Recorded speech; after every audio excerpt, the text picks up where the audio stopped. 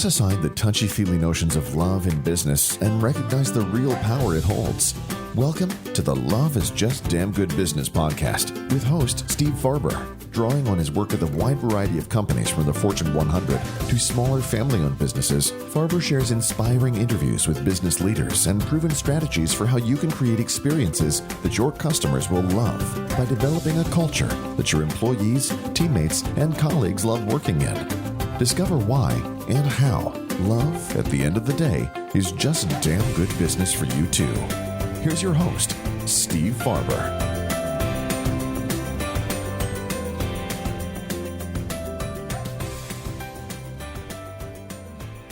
Hi, and welcome to another episode of the Love is Just Damn Good Business podcast. I'm your host, Steve Farber. My guest today is Kute Blackson, who is a friend of mine, actually, from the Transformational Leadership Council, which is a collection of folks who, I don't know, how would you describe us, Kute? We help people transform. Yeah, that pretty much says it all in the name of the organization. So folks who, most of us are people who write books and do seminars and all that sort of a thing. Kute is very well known in the personal development world, the transformational leadership world. He's an author, he's a speaker, he's a seminar leader, and he's got a really interesting life story. And he's got a book that has just come out in paperback recently called The Magic of Surrender. So we're going to talk about that a little bit today. And we're just going to see where this conversation takes us. So, Kute, thanks so much for joining me, man. I appreciate it. It's great to see you. Really appreciate you having me, and I'm honored. Yeah, thank you. The honor is mine. So I'd like to start with your story. Okay. And it's an interesting one. Your story / journey. You know, we don't have to start from your actual day of birth, but give us a little background on Kute. Yeah, a little background, just a general overview. As I was born in Ghana, West Africa. My father's from Ghana. My mother's Japanese. I grew up in London. I live in the US, so I feel like I'm a citizen of the world from everywhere and nowhere. I've always felt that way. For me, as a young boy, I always felt a deep calling to help people in some way. I was very sensitive, so I'd feel people's pain and people's feelings very empathetically. And there was always a part of me that wanted to alleviate suffering. I didn't know what that would look like. And so, yeah, my background was a bit unique, but whilst going through it, I didn't realize that anything was special or different or extraordinary. It just felt normal to me. And I think that was part of the blessing, because I grew up without a sense of limitations. From the standpoint of, like, one of my first memories was literally seeing a crippled woman crawling on the floor. She picks up the sand that this man walks on, wipes it on her face, and stands up. Week after week, I grew up seeing blind people see and deaf people hear. And I mean, stuff that you kind of may not believe. And you wonder, you see it on TV and you wonder, is this stuff real? And I grew up seeing it every day, every other day. And so what was the context for that? Why? So you witnessed what I guess we would generically refer to as healing. As miracles. And yeah, the same man who essentially picked up would look at a woman in a wheelchair and say, why are you in this wheelchair? You're not sick, stand up, boom, put his hands on them. Same man would look at someone who wasn't seeing, didn't have vision, put his hands on their eyes, and they would see. This man was my father. He built 300 churches in Ghana, West Africa, had at his height hundreds of thousands of devotees, so to speak, considered the miracle man of Africa. I mean, his followers were the president of Ghana, heads of state, the king of Ghana, and just a lot of people. At his height in the 80s too, he had a huge church in London, in South London, 3,000, 4,000, 5,000 people every Sunday. And so I grew up in this mystical environment. I mean, I think luckily for me, my father was very spiritual, mystically inclined, metaphysically inclined, less orthodox religion. And so I grew up with a lot of self-help, spiritual type books on his bookshelf that I would devour and read. And, Louise Hay, Deepak Chopra, Jim Rohn, Marianne Williamson, the Eastern mystics, Maharishi Mahesh Yogi. So this was my passion, my obsession. And for me, my speaking career began at the age of 8 when he threw me in front of the audience one day and said, speak. And that was the extent of my training. I had no idea what I was saying, but just something came through that was a little beyond me. And it just began a process. And then at 14, I was ordained as a minister, and I was given the mantle, so to speak. I was given the task of taking over my father's ministry. Now, him and I had no conversation about this, by the way. Oh, really? Just assumed.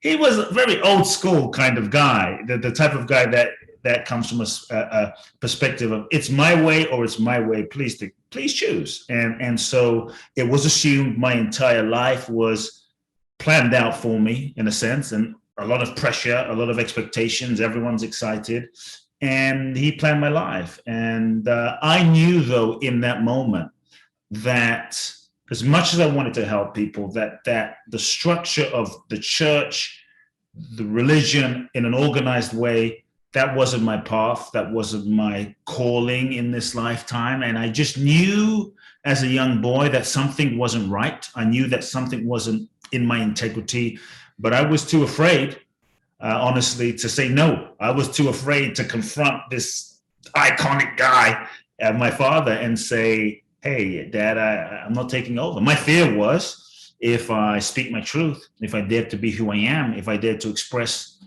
my real authentic self, that I'd lose the relationship, that I would be outcast, that I would be left alone, I'd be abandoned. And then I think many of us, out of fear, we hold back who we are. We hold back our full self-expression. We don't share our gifts with the world. We don't follow our purpose because of that fear of the unknown and what will happen. So for 4 years. So at what point did you realize, I'm just thinking this through, 8 years old, you're put up on the stage, told speak.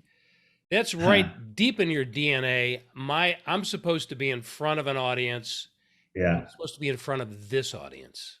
Mm-hmm. So at what point did you begin to realize that, yes, I'm supposed to be in front of an audience because that is where you ended up, but I'm not supposed to be in front of my dad's audience and what he expects from me? How old were you at that point? I knew at 14 when it was announced. And I remember at 14, Steve, going through this ordination ceremony in front of thousands of people. And, I was praying the night before and just something felt off. But on a human level, I didn't have the courage to say no to my father, And I remember going through the ceremony thinking just something isn't right. And everyone's happy and everyone is, just jumping for joy. And inside, I just felt like I was betraying my soul and betraying myself. And it took me 4 years to wrestle with myself, muster up the courage and also what shifted, two things, to maybe be more specific, because I began reading all these self-help books from the sort of personal development icons like Louise Hay and Jack Canfield and these from folks. Your father's bookshelf. From my father's bookshelf, right? Ironically. Yeah. And I began to realize, maybe there's Wayne Dyer. They don't have a church. They're just sharing their inspiration. Maybe there's a different way. And so I began sneaking into my father's. We lived behind my father's church. So I would start sneaking into my father's church in the middle of the night. And I would, with the lights off, imagine this 12-year-old kid, 13-year-old kid, I would give seminars to the empty chairs, imagining I was speaking and inspiring, imagining I was doing it in a different way. So there was always this knowing, and something really broke, I think around 15, 16. It still took me 2 years. I read, you probably know Krishnamurti, J. Krishnamurti, Sure. the Indian philosopher, spiritual teacher. And when I read about his life, he was being groomed to be the successor, I think, for the Theosophical Society and the world teacher. When I read his life, I could so relate to his life. And then when he was 28, 29, he left everything behind. And so as I'm reading his life, I'm having this epiphany, and it just became so clear, like, this is what I had to do. And so when I was 18, that's when I felt the undeniable calling in my soul to come to the US, to come to America, to come and meet many of the folks in TLC, many of the self-help icons, and study with them and learn from some of them. Had no idea how, but the calling was so strong. And when I looked into my future, I saw death, basically. When I looked into my future, I saw that I could follow the expected path for my life, like so many of us do. I could take the safe path and be successful. But if I don't have myself, if I don't have my own integrity, if I don't have my own honor, my own soul, then what kind of success is that? And when I projected into that future, I felt such a pain, like the sense of self-betrayal. I felt this sense of soul suicide. And that pain at a young age, 17, 18, really, it shook me. And that's what propelled me forward to say, because I thought, if I start lying to myself now, I'm going to be stuck in a trap of lying to myself for the rest of my life. And, when you're a kid, the rest of your life seems like a very long time. Because you feel like you're going to live forever at that age. Exactly. Yeah. So then I spoke to my what father. What I'm picturing is, hold that thought about your dad for a second. That's my next question. But what I'm picturing you at that juncture is, you're standing at like this proverbial crossroads. Exactly. And you're looking into the future, your own future, on the path that your dad set you on. Yep. And that felt like death. And then at the same time, you're envisioning almost like a parallel universe or another track where you're doing similar kind of work, but in more of the kind of audience that you were speaking to in the empty chairs. Yeah. That felt different when you thought of that, right? It was still the unknown, because I didn't have a reference point for, this kind of industry. But it felt like it was more like something was pulling me in that direction. I couldn't explain it. It didn't make sense to my logic. I had no education for it other than there was this pull. There was this gravitational calling to go in that direction. And it felt undeniable. I mean, I guess we have free choice, maybe free will. I could have resisted, but it felt harder to resist. I surrendered to it, basically. So I'm just, the reason I'm asking that is I wonder how often we all have a similar opportunity at the important kind of crossroads or junctures in our own lives. When when you imagine a certain future for yourself, no matter what age you are, and you think about yourself following the path that you're on and imagining the kind of future that you want to create on that path, what does that feel like? And if it doesn't feel good, a lot of times that's where desperation sets in for people. Instead of saying, well, let me imagine another path and see how that feels before I even follow that path. I think we have a lot of that built in that we just don't pay attention to. But he was very clear to you at a young age. So what was your dad's response to this? Well, when I finally mustered the courage and I was terrified the entire time, terrified, walking up the stairs to his room. When I finally looked into his eyes, I felt like I was stabbing a knife into his heart and breaking his heart. But it was what I had to do. And it broke my heart just as much to break his heart, you could say. And so I'll never forget, I said, I don't think I can take over your churches. And he said, are you sure? And he said, yes. And I said, yes. And he said, are you sure? I said, yes. And we didn't speak for 2 years. End of story. Oh my gosh. It was really, really, really, really, really difficult. But that knowing, and I won't deny my mind questioned, and I wondered, and maybe I made the wrong decision, and maybe I should go back and reevaluate. But that knowing, that feeling that you mentioned, that never went away. It was always there. And that feeling is what I've allowed to guide me. And I think human beings, we all have that feeling that there is a part of us all that knows. Whether we're in touch with that knowing or not, or whether we listen to that knowing is different. But I think there's a part of us at the deepest level that has a sense, that has a knowing. And that knowing arises from a deeper dimension of our being than our mind, than our logic, than our fears, than our personality. And to deny that knowing is, I think, what often ends up creating a lot of suffering and pain in our life that is unnecessary.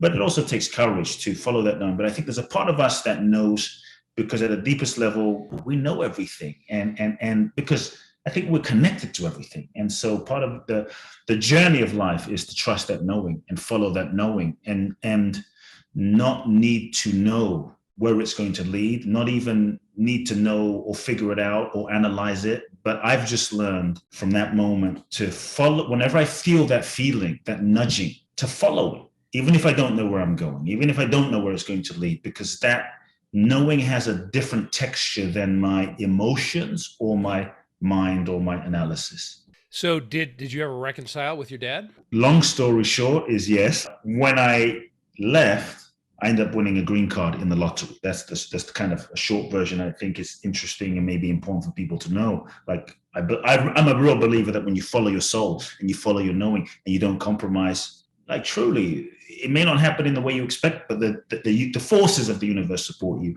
I came to America with 2 suitcases, Steve. One suitcase full of self-help books, knew no one in the country, literally knew no one in the country. The first person I knew in America was the taxi driver that dropped me in Venice Beach after I asked him to take me somewhere safe and cheap, which was 20 some years ago. Right. Venice Beach was not a safe place. And I was unconsciously full of resentment towards my father.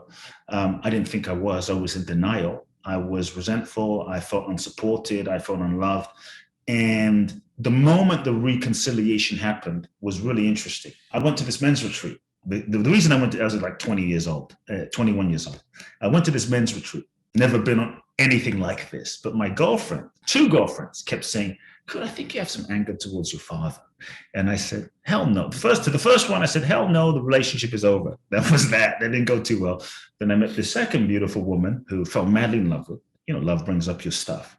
Right. And she says, "I think you have some anger towards your father." And because I really wanted this one to work, I said, okay, let me dig deep. Did some therapy. And then I somehow got into this men's retreat. I think it was the Mankind Project or something. And I went deep into, the wilderness for a weekend. And it was in that weekend with a group of really just authentic men that I got to feel and face and acknowledge my deep pain, anger, but ultimately feeling of hurt and rejection that I felt around my father. And for the first time, release it, feel it, release it, let it out.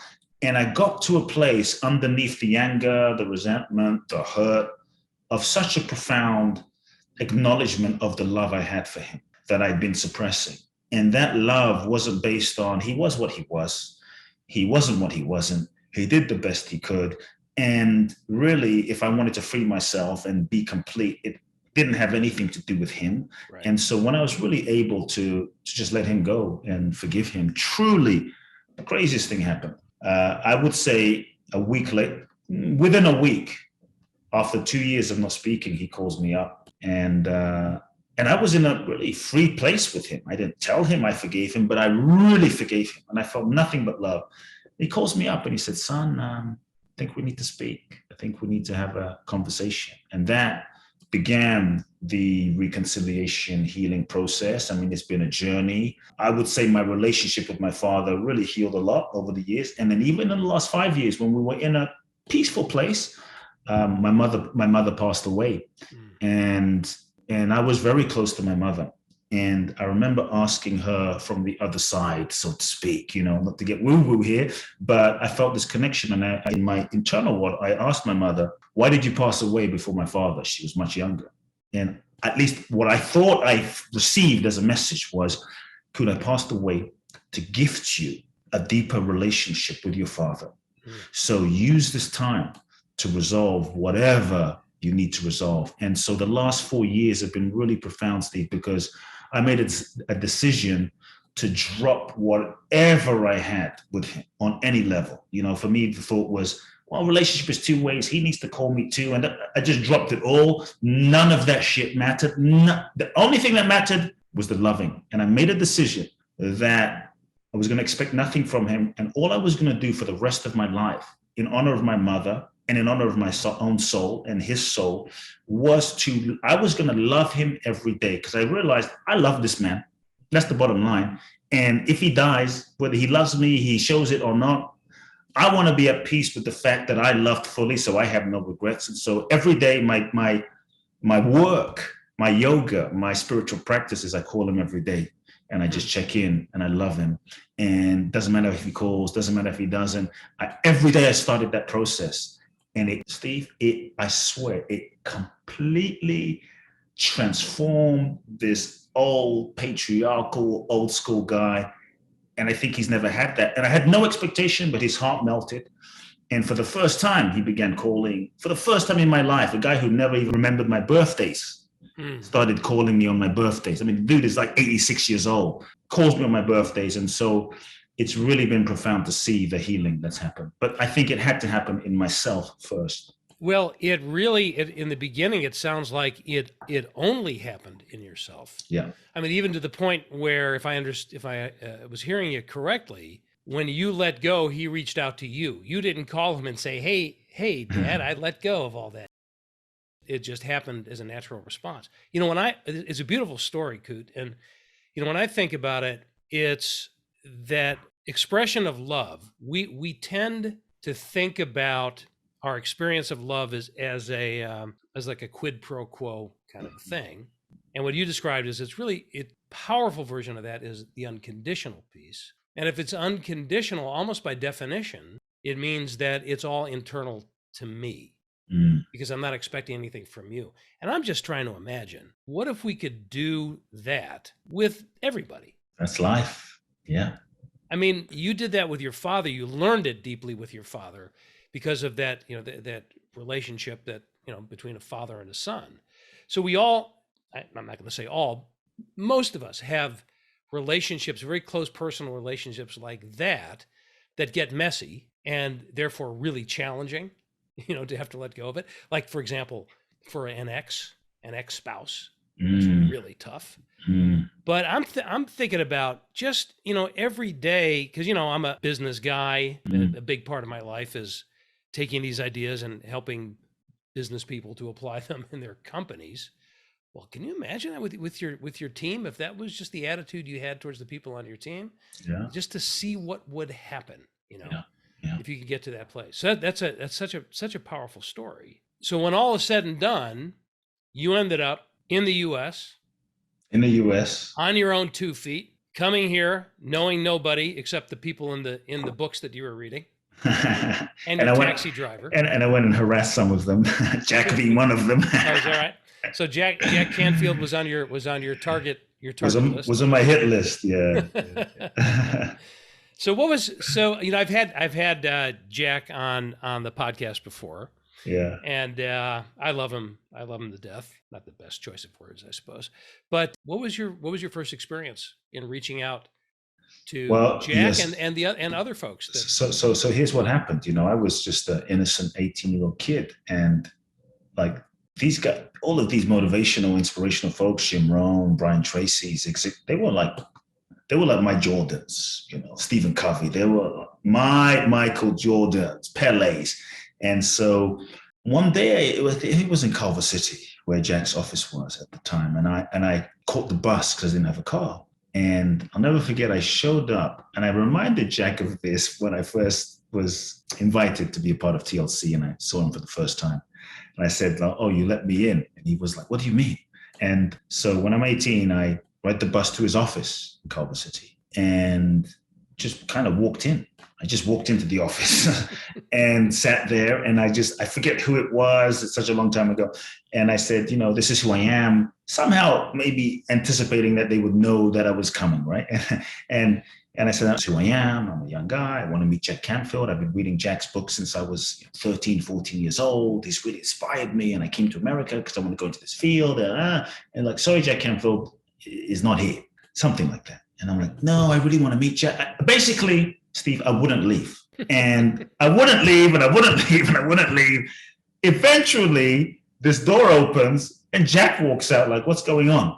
And I was like, "Jack!" And so finally, I kind of give him my spiel before they could get me out of there. And honestly, to his credit, and maybe people don't know this about him publicly, but it's one thing to be a certain way when you're on stage.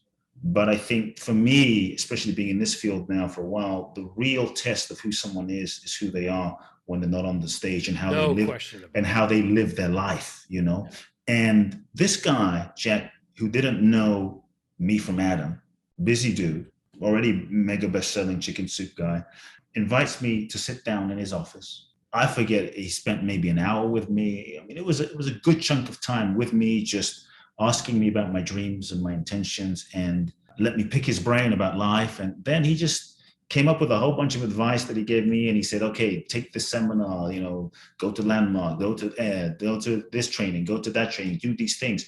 And I said, "Okay, Jack, I'm going to do all those things and read these books." And I went and did go meet Dottie Walters, the speaking person. I remember. And I went and did all those things. Really, I went and did all those things. And And I never forgot him. And when I was invited to my first TLC, I reminded him of that. And he's like, yeah. So it was a beautiful experience, Yeah. It is that's lovely. One of the things, not that, this whole conversation needs to be about our friend Jack Canfield, but just one other thing to say about him is one of the things that I really love about him is he has this very deep curiosity and he's always learning, and he's in his late 70s now, right? Yeah. You never know it, but that curiosity about other people and the generosity of spirit that comes along with it, that's what you experienced. Yeah. And even though he gave you a lot of good advice, et cetera, I'm going to guess that the greatest gift that he gave you was that example. Yeah.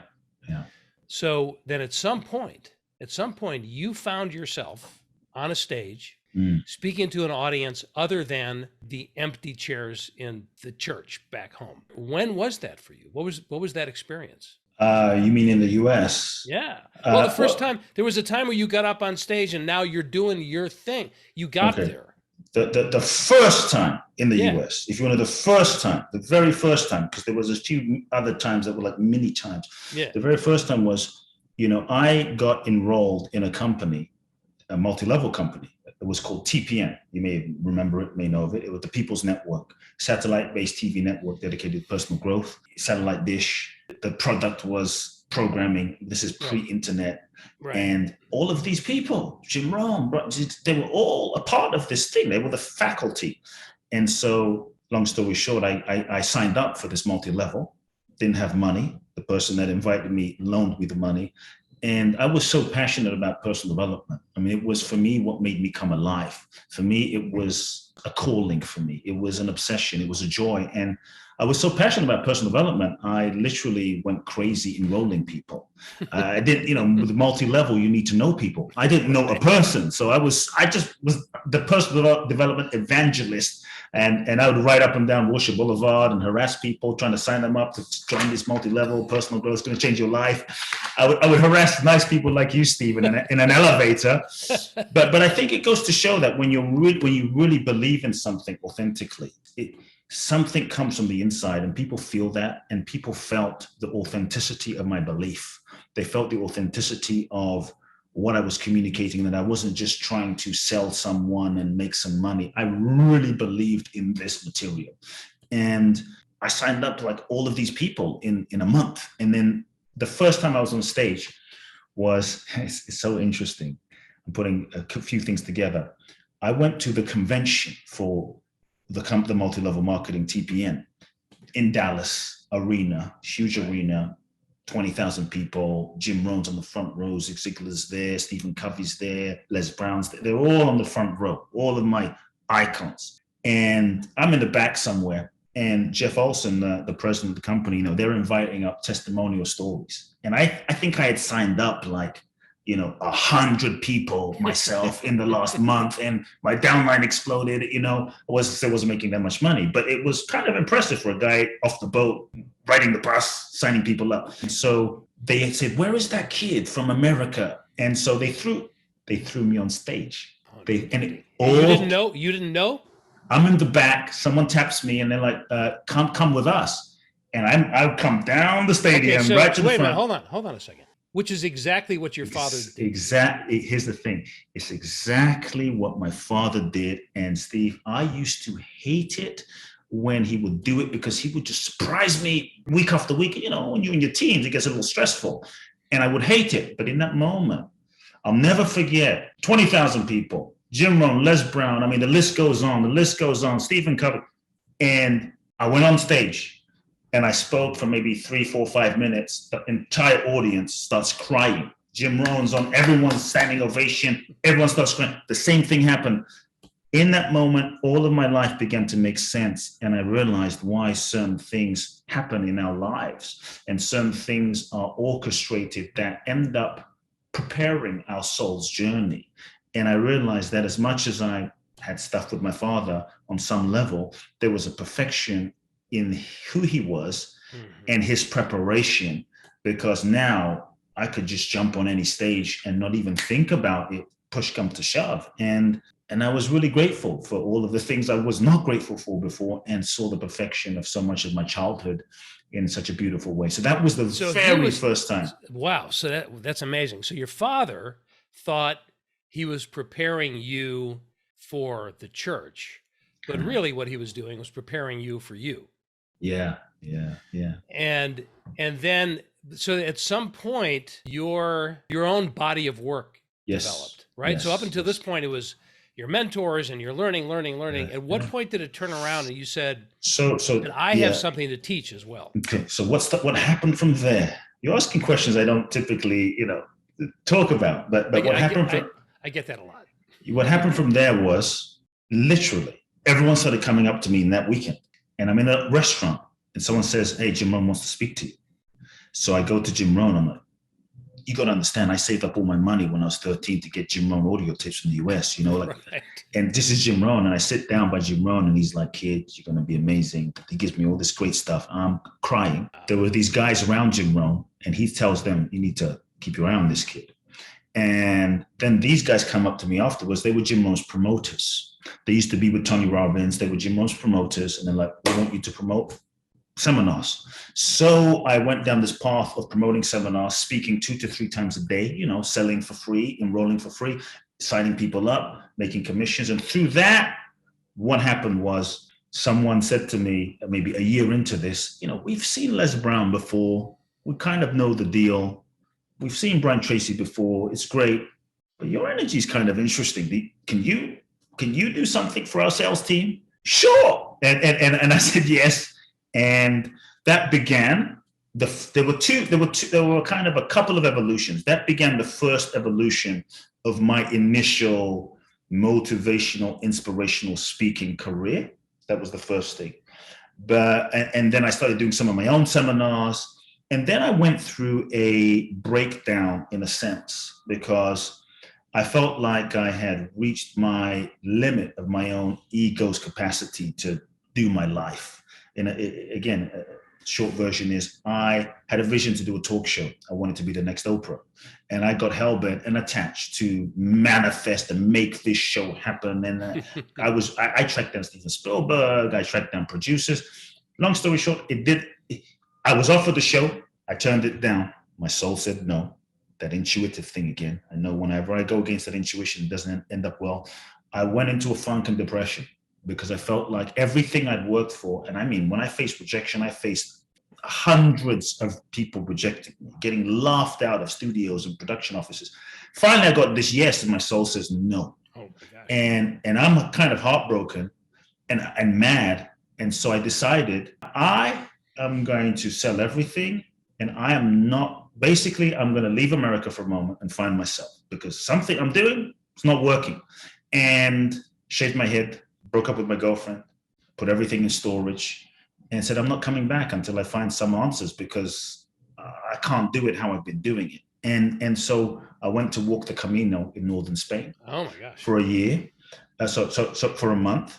And on that, someone said, go to India. And I ended up in India for 3 months. And it was in India, Steve, that a lot of things happened that were kind of out there that cracked my ego's defense mechanism and defense strategies open in such a way that opened me to a deeper dimension of my soul. And I started seeing how my ego was running my life and how I was just forcing life and trying to make things happen that weren't necessarily aligned. And so I was forced to sort of deal with the unprocessed pain from my own childhood that was running my life and setting my goals and motivating me. And through that, really connect to a deeper part of my truth and a deeper part of my soul. And then I really got a vision of, I'm here to really help people and help people be free. And then I came back to the US and, started working with one person. Honestly, was not sexy, one person, and that led to another person, that led to one next person, slowly created my own way of working with people that became more about unconditioning and uncoaching and unteaching people from the patterns and the layers that we develop from childhood and what have you, those defense mechanisms. And so it became more about that. And it was really out of the one-on-one work that clients started coming from around the world, literally. And the results started to spread and people started finding me. And then it grew to small groups. And I started doing the same thing with small groups, like really deep transformational work of people's lives changed inside out. And then it evolved, smaller groups and larger groups and larger groups, and 500-600 people in an event. And so it was a gradual, slow evolution. And the sort of my purpose and the expression of my work and my philosophy just evolved as I evolved and worked with more people. So as we focus in on present day for you, you've got this book with a very compelling title, The Magic of Surrender. Yes. Which to me has some I make some pretty strong inferences from the title itself. Those are two strong words. Magic and surrender are strong in and of themselves. So tell me, in terms of the kind of the high level principle that you capture in this book and you want us to know. How would you describe that for us at the high level? And then we'll drill down a little bit. In a nutshell, the philosophy is, if you want more magic in your life, which I'll define, you have to surrender. And that letting go, truly letting go, leads to more. Letting go of what doesn't work, or letting go of what's not aligned, letting go of the old version of yourself, letting go of what's no longer a vibrational match. And so I think just in our culture today, there's such a misconception of the word surrender.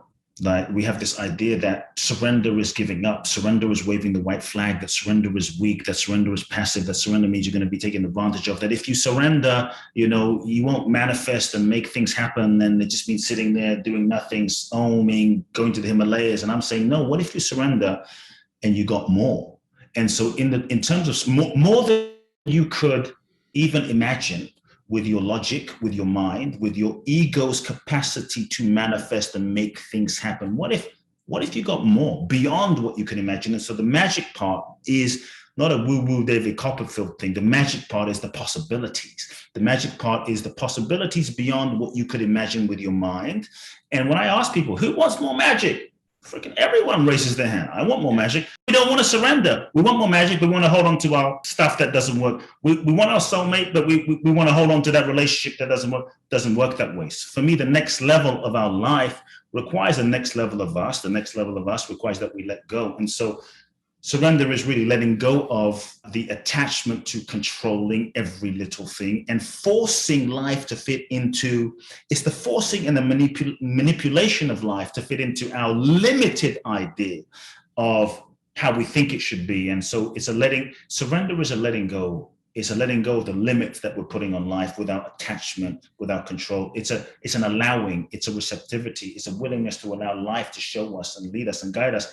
It doesn't mean doing nothing. It means feeling what is most authentic, feeling what is most true, surrendering to your deepest truth, your most authentic expression, and then aligning your actions and your strategy and your marketing and your resources with that. And so it might mean you work like a Mandela or a Gandhi or, Elon Musk. It might mean you work 20 hours a day, but you're surrendering to what's true and authentic inside. Yeah, that's so some really, I think, important distinctions for us to make in this. It's almost like what you're saying is that we all say we want magic. Everybody raises their hand, but very few of us say we want to surrender because we have a negative connotation to what that means. Because if I surrender, that means I've lost. Yes. So what we're saying is, I want magic, but I want to control what the magic is, which is not magic. Right? There's no surprise in it if I'm trying to control it. The only surprise that I might get is that I'm not going to get it. Yeah. That's the magic. So I think what we need to reconcile is we have been taught, and funnily enough, by a lot of those people that you mentioned earlier, we've been taught by a lot of the kind of personal development gurus through the ages, not ages exactly, but through the decades, eons, that you have to strive, yes. never give up. Don't, yes. Never, ever, yes. ever. The classic motivational speaker, never, ever, ever, ever, ever, ever, ever, ever, ever quit. Surrender, which is another way of saying surrender is failure. Yeah. How can we put it in perspective for somebody who's in business and they're very goal oriented they are, they're ambitious in the sense of they want to accomplish for themselves as entrepreneurs, or they want to accomplish for their companies or for their teams. How do you reconcile surrender with the desire to strive? Yeah, so it's an understanding of what surrender means. Surrendering, like I look at Elon Musk and I'm like, this dude surrenders. People are like, the hell, Elon Musk? Yeah, who here would take $200 million of your PayPal money, which is everything, and invest everything, every freaking penny of $200 million into your vision and dream because you feel a calling? I sure as hell wouldn't, Steve. I don't know about you. We would keep a little stash for ourselves, 10, 50. This dude said, I'm going to invest everything. That is a level of surrender. And so I just want to be clear that surrender is aligning with your deepest truth, with what's most true. And so if what you're doing is most authentic, is most aligned, is what's true, then the surrender is to commit to it fully and give 100% to it fully, but to observe your attachment to the outcome and the result. It's the attachment to the outcome and result that the business has got to be this way. It's got to look like this. It's got to unfold like this. Then you're not able, let's just talk business for a second. Then you're not able to pivot. Like success is never a straight line, but if you're attached to it looking a certain way, maybe that product that you launched isn't the product. Look at Twitter, right? Maybe that product you launched isn't the product. Maybe you go on a journey and then you realize, well, the failure is giving me feedback. But if you're not surrendered, you're just going to be so attached to your idea and vision of what you think the product should be, that you're not going to be open and available to pivoting. You're not going to be open and available to the universe, to life, right, to reality showing you. Look at Instagram. Started off as a certain different kind of app, turned into something completely different because they were willing to be open. So surrender is the openness to allow life to show you. So you give 100%, you give everything you've got, you throw everything, total commitment, but also openness and availability, low attachment. And I think that's, to be specific, that is the key. Then when life gives you different feedback, rather than white knuckling and holding on, then you're able to adjust and readjust and take the feedback. And because sometimes on a business level or on a personal level, sometimes the goal is really not the goal. We think that the goal is the goal, but sometimes the goal is just a necessary journey that as human beings, we need to go on in order to learn the lessons that we need to learn. And the process becomes really the gift rather than the end goal itself. And so when we can also then surrender is focusing on the process and who we become in the process and the evolutionary learning for our own growth as human beings. And I think that's part of the process of surrender. And then you can allow life to lead you. So you're giving everything open, available, curious, watching, allowing life to show you what's next. And I think most people have had at least some experience of that, even unintentionally. Yes. Right. Yes, and really, what you're doing with your amazing work is at the very least, you're getting us to pay attention to it and notice it more. Yeah. Right. So I had an experience recently of this very thing. I've had my business for a long time. I've been doing this work for 30 years. Wow. And I've had a feeling of striving with my company for a very long time. And just over the last year, one day, the feeling of striving, like pushing the boulder up the hill, evaporated. And it was, and what it turned into was, yeah, I love doing this work. I love to do it with more people, which is otherwise known as growth, business growth. But, it's cool, whatever. It's kind of the way it's like, it just went away. Nice. And I am not exaggerating. Literally within 2 weeks, my business took off and other aspects of my business took off in ways that they had never done before. And it was magical. And it felt like that because it was business that came to me, not business that I went out and ran after. And it's kind of been that way ever since. And I love what I do even more than I did before. And I thought I loved it as much as I could. So my point is that even this discussion and even just considering the title of your book can lead, if people will let themselves just pay attention did that a little more, I think it'll create some great breakthroughs. So I'm just imagining what'll happen when they really dig in. And this was not the book I thought I was going to write. And this was not the book I intended to write. This was not the book I wanted to write. I had all sorts of ideas, Steve, of books I thought I should write, sexy titles, books I thought my audience wanted, but none of them were aligned. None of them were I didn't feel the authenticity. And so I realized this is the book that was seeking to be written, and it felt different. It felt different. And so, yeah, it's been a beautiful journey. Well, and thank you for sharing that whole story with us. I mean, man, I just have such a rich picture of the little 8-year-old Kute to where we are now. So obviously, we'll put the links to your book and the notes and all that. How else can people reach out to you? Because I'm sure they'll. Yeah, a couple of ways. My website, kuteblackson.com, www.kuteblackson.com. Twice a year, do an event in Bali for people to go really deep and transform. www.boundlessblissbali.com. Instagram, Kute Blackson. Facebook, Kute Blackson. Yeah, wherever. If you can remember the name, they can find you. Exactly. So, and we'll make sure they do. Kute, what a great pleasure. You and I have run in the same circles for a long time, but what occurs to me? This is the first time you and I have actually ever had a conversation. That's crazy. That's crazy. I mean, we've said, hey, how you doing? Hey, maybe had a meal together, but never actually had a conversation before. Let's have more. Yes, we certainly will. And thank you so much for joining us, and to all listening in, thanks for being here. And until next time, do what you love in the service of people who love what you do. Thank you for listening to another episode of Love is Just Damn Good Business with Steve Farber. Join us again next time, because when customer and employee satisfaction just isn't enough anymore, we are here to back you up with specific ideas to operationalize love to make an enormous difference in your business, personal life, and the world around you.